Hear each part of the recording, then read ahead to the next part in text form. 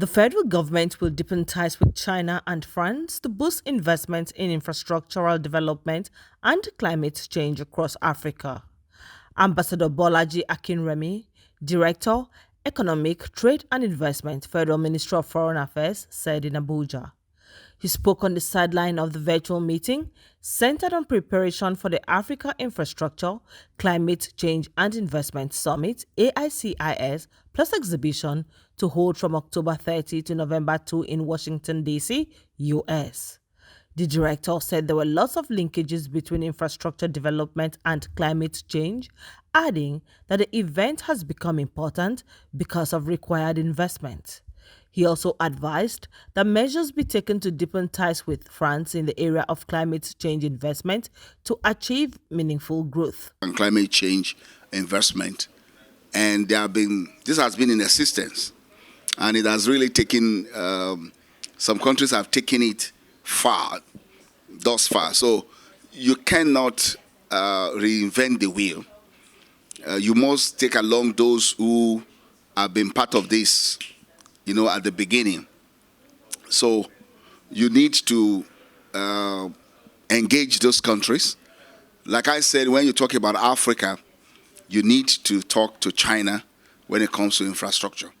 The reason why a lot of African countries today will look into the Western country and say, well, you cannot stop us from relating with China, because when it comes to infrastructure, which we need, China has been there for us. When it comes to investment generally, particularly climate change investment, France is leading in this area. Talk about innovative financing, and you cannot leave that kind of country out of that equation. You need to leverage on what they have done before, and that's why I spoke about the Africa Development Bank, because they are also leading in this area. It's not only agriculture they do infrastructure, power. You also have to talk about the Afro-Exim Bank. So these are institutions that are already doing things in this area. So it becomes easy for you. If you leverage, you can invite them, get idea of what they have done, and then develop on it. There are existing building blocks that you can now leverage on, and you will be there. And that's all I'm saying. And of course, to involve every other country to bring participants. So we need to have country representation. Also, Mr. Moses Owaru, Chairman, Planning and Organizing Committee of AICIS, said the meeting was designed to enable the participants strategize and finalize arrangements.